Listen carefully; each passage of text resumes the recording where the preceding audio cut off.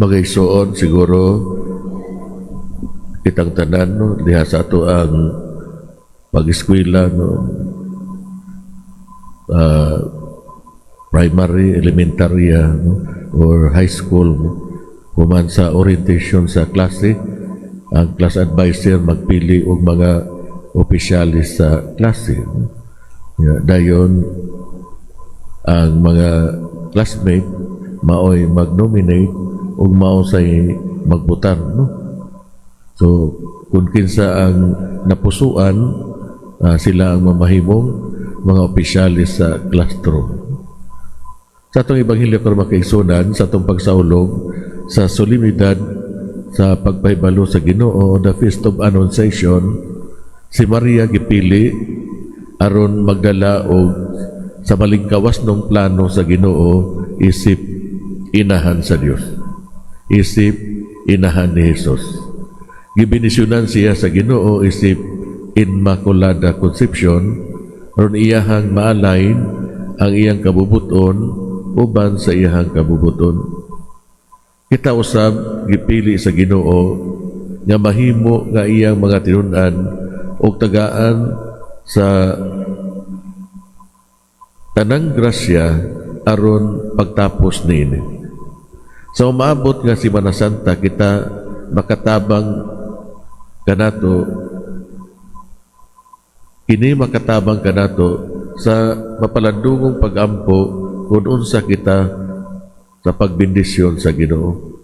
Uban sa mga gasang espiritual, uban sa katolikong pagtuo, ang mga sakramento, ang Eucharistia, ang atong bukasyon, ang ato ang katilingban, nga makatabang kanato nga musulod sa langit o pagamhan kita sa pag-apil sa pagluwas sa ubang nga mga kalag.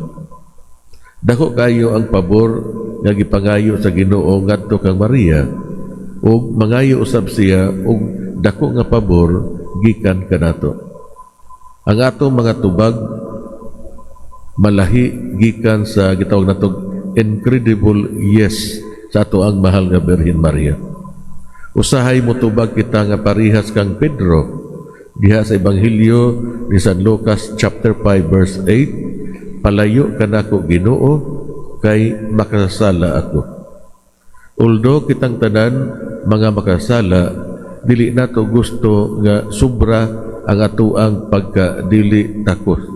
Tungod kay nahibal-an man nato nga ang atuang oo depende dili lang sa atuang kapasidad apan sa Dios. Si Maria nakasabot kung kinsa siya nahibalo nga siya ubos nga sulugoon. Pero mituo siya nga ang Ginoo nagalihok diha kaniya. Ang unang tubag ni Maria ngadto sa anghel nga si Gabriel, ulay ako, busa-unsaon man pagkahimo niini. Kini dili usa ka pagduha-duha or pagdumili, kundili usa ka pangutana nga nagtugot kang Maria nga mosulod sa halawom nga panag-istoryahanay. Ang iyang pangutana nagpadayag sa iyang kaandam sa pagsabot sa usa ka butang nga langitnon o misteryoso. Kita usab atong pangitaon sa kinatibukan sa pagsabot sa mga misteryo sa Ginoo aron atong madala ang iyang plano para sa atong kinabuhi. Ang Ginoo nagpili og perpekto nga oras sa kasaysayan sa tao aron pagpadala sa iyang anak. Niining umaabot nga Semana Santa, kita mapasalamaton nining maong kahigayunan sa pagsaulog sa mga kasakitan, sa mga pag-antos ni Kristo ug sa iyahang pagkabanhaw. So unsa may hagit para kato makaigsuon? Mutubag kita sa Ginoo sa atuang yano nga oo ug dali nga magpasinugtanon ngadto sa langitnong plano sa amahan. Hinaon unta.